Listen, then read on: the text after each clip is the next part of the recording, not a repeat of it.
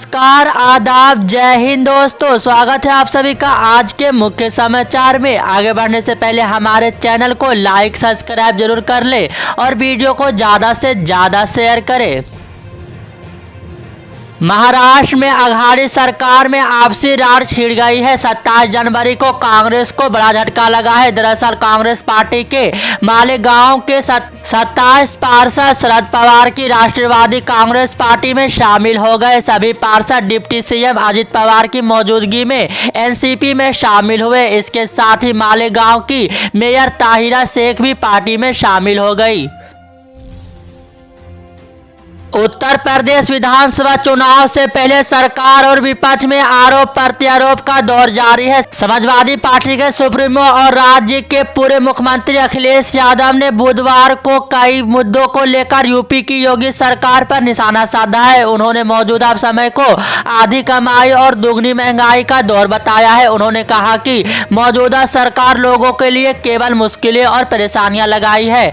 Sapa supremo ने जनता को लिखे खत में कहा कि आधी कमाई दोगुनी महंगाई के इस दौर में गरीब और शोषित वर्ग की नहीं बल्कि सड़क पर आए मजदूर, कुशल एवं अर्ध कुशल श्रमिक व हुरमन कारीगर, पढ़े लिखे बेरोजगार, अर्थव्यवस्था की खस्ता हाल हालत की वजह से नौकरी से निकाले गए लोग, छोटे कारोबारी और किसान सब परेशान है। वास्तव से जब से यह सरकार आई है सिर्फ परेशानी और मुश्किलें ही लाई है। Drug controller general of India ने कोविशील्ड और कोवैक्सीन के लिए कंपनियों को सशर्त बाजार में उतारने की मंजूरी दे दी है, लेकिन मेडिकल स्टोर पर वैक्सीन नहीं मिलेगी। अस्पताल और क्लिनिक से ही टीके खरीद सकते हैं। टीकाकरण डेटा हर 6 महीने में DCGI को जमा करना होगा। कोविन ऐप पर भी डेटा अपडेट किया जाएगा। भारत के दवा नियामक ने गुरुवार को कुछ शर्तों के अधीन व्यस्त आबादी में उपयोगों के लिए कोविड-19 टीकों कोविशील्ड और कोवैक्सीन को नियमित तौर पर बाजार में बेचने की मंजूरी दे दी है। New drugs and clinical trial rules 2019 के तहत मंजूरी दी गई है। शर्तों के तहत फार्म चल रहे नैदानिक परीक्षणों और प्रोग्रामेटिक सेटिंग के लिए आपूर्ति किए जाने वाले टीकों का डाटा प्रस्तुत करेंगे। टीकाकरण के बाद किसी भी प्रतिकूल घटना की निगरानी जारी रहेगी। उत्तर प्रदेश में 10 फरवरी को पहले चरण का मतदान होना है। पश्चिमी उत्तर प्रदेश में बीजेपी और सपा रालोद गठबंधन के बीच कड़ा मुकाबला माना जा रहा है। बीजेपी ने मतदान से पहले राष्ट्रीय लोक दल के अध्यक्ष जयंत चौधरी को साथ आने का न्योता देकर सियासी पारा चढ़ा दिया है। बीजेपी के ऑफर पर जयंत चौधरी ने गुरुवार को जवाब दिया। उन्होंने कहा कि मैं कोई चवन्नी नहीं हूं जो पलट जाऊंगा। उन्होंने कहा कि मैंने सोच समझकर फैसला लिया है। आरएलडी सुप्रीमो जयंत चौधरी ने बीजेपी पर निशाना साधते हुए कहा कि ये परीक्षा की घड़ी है। 5 साल बाद आपको मौका मिल रहा है। भाईचारा जिंदाबाद का नारा हमारा है, लेकिन इससे किसको एलर्जी है आपको पता है। इज्जत मान सम्मान से खिलवाड़ हो रहा है। उन्होंने कहा कि योगी सरकार युवाओं को नौकरी नहीं दे सकते हैं तो लाठी मार रहे हैं। गृह मंत्री अमित शाह की जाट नेताओं के साथ बुधवार को हुई बैठक को लेकर चौधरी ने कहा कि जब लखीमपुर में किसानों को रोंधा गया तो ये कहा थे और कल बैठक कर रहे थे। राशन कार्ड से लाभार्थियों को फ्री राशन के अलावा कई अन्य खास सुविधाएं मिलती है। अगर आपके पास राशन कार्ड है तो आपको पेट्रोल में सब्सिडी मिल सकती है। आपको बता दें कि यह खास योजना झारखंड सरकार ने शुरू की है। मुख्यमंत्री हेमंत सोरेन ने दुमका से सब्सिडी योजना का शुभारंभ किया है। इस योजना में लाभुकों के खाते में अनुदान राशि ऑनलाइन माध्यम से ट्रांसफर की जाएगी। आइए बताते हैं इस खास योजना के बारे में। इस योजना से करीब 20 लाख लोगों को फायदा होगा। इस योजना का फायदा राशन कार्ड धारकों को दिया जाएगा। इसके तहत उन लोगों को लाभ दिया जाना है जिनके पास लाल, पीला और हरा राशन कार्ड उपलब्ध है। साथ ही अगर राशन कार्ड खराब हो चुका है या निरस्त है तो उस पर लाभ नहीं दिया जाएगा। केवल उसी राशन कार्ड पर लाभ दिया जाएगा जो वर्तमान में उपयोग में है। इसके अलावा जिनके पास झारखंड राज्य निबंध का 2 पहिया वाहन है वही इसका फायदा ले सकते हैं। इस योजना के लाभ के 250 रुपए हर महीने एक मुश्त सीधे बैंक खाते में ट्रांसफर कर दिए जाएंगे। उत्तराखंड में विधानसभा चुनाव के लिए नामांकन की आखिरी तारीख आज यानी 28 जनवरी को है, लेकिन अभी तक बीजेपी ने अपने पूरे 70 उम्मीदवारों के नाम की घोषणा नहीं की है। वहीं कांग्रेस के अंदर भी टिकट को लेकर भी घमासान देखने को मिल रहा है। विरोध के बीच कांग्रेस को कई उम्मीदवार बदलने पड़े तो कई उम्मीदवारों की सीट बदलनी पड़ी। 14 फरवरी को उत्तराखंड में मतदान होना है, लेकिन उससे पहले पहाड़ की राजनीति में जबरदस्त उलटफेर देखने को मिल रहा है, जहां कांग्रेस ने बीजेपी के 2 मंत्रियों हरक सिंह रावत और यशपाल आर्य को पार्टी में शामिल कराया। वहीं बीजेपी ने कांग्रेस के पूरे प्रदेश अध्यक्ष और उपाध्यक्ष को पार्टी में शामिल करते हुए अपने 60+ सीट के जीत के नारे को दोहराया है।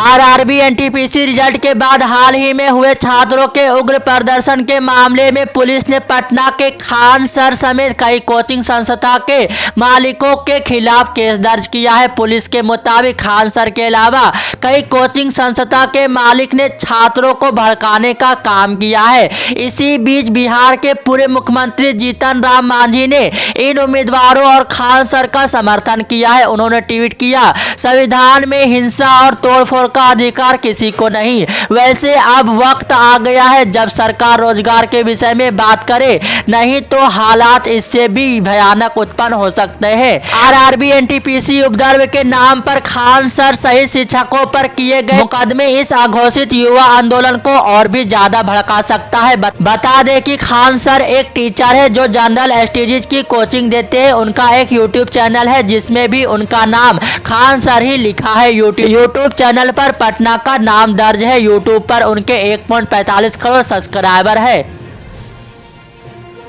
प्रधानमंत्री नरेंद्र मोदी ने इंडिया गेट के करीब नेताजी सुभाष चंद्र बोस की प्रतिमा लगाने का ऐलान किया है। हालांकि उनकी प्रतिमा का होलोग्राम का अनावरण पीएम नरेंद्र मोदी ने कर दिया है। इसे लेकर पूरे देश में चर्चा हो रही है। इस प्रतिमा का निर्माण मशहूर मूर्तिकार अवधेश गढ़नायक कर रहे हैं। नेताजी सुभाष चंद्र बोस की इसी प्रतिमा को लेकर जावेद अख्तर ने ट्वीट किया है। मशहूर लेखक और शायर जावेद अख्तर ने प्रतिमा के विचार को ठीक बताया है, लेकिन उन्होंने प्रतिमा के पोज को लेकर जरूर सवाल उठाया है। जावेद अख्तर ने नेताजी सुभाष चंद्र बोस की इस प्रतिमा को लेकर ट्वीट किया है, नेताजी की प्रतिमा का विचार तो अच्छा है, लेकिन प्रतिमा को लेकर पसंद सही नहीं है। सारे दिन इस प्रतिमा के इर्द गिर्द ट्रैफिक चलता रहेगा और पोज सैल्यूट करते हुए होगा। या उनकी प्रतिष्ठा के मुताबिक नहीं है। प्रतिमा में वह या तो बैठे हुए होते या फिर अपने हाथ को हवा में लहराते हुए जैसे कोई नारा लगा रहे हो। इस तरह उनके इस ट्वीट पर जमकर रिएक्शन आ रहे हैं।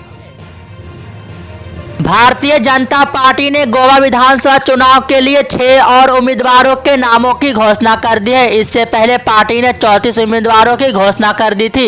इस तरह भाजपा ने गोवा के सभी 40 सीटों पर कैंडिडेट की घोषणा कर दी है। गोवा में 14 फरवरी को चुनाव है। बता दें कि नतीजे 10 मार्च को जारी की जाएगी। कांग्रेस के पूर्व नेता जोसेफ सिकेरा मंगलवार को गोवा के मुख्यमंत्री प्रमोद सावंत की मौजूदगी में भारतीय जनता पार्टी में शामिल हो गए हैं। जोसेफ के भाजपा में शामिल होने के बाद गोवा के सीएम प्रमोद सावंत ने कहा कि हमने कलंगुट में अपने पार्टी को फिर से मजबूत किया है और निश्चित रूप से हम गोवा में आगामी विधानसभा चुनाव जीत रहे हैं। कलंगुट के पूर्व सरपंच का पार्टी में आना हम सबके लिए एक मजबूत कदम है। हम इसका बहुत सम्मान करते हैं।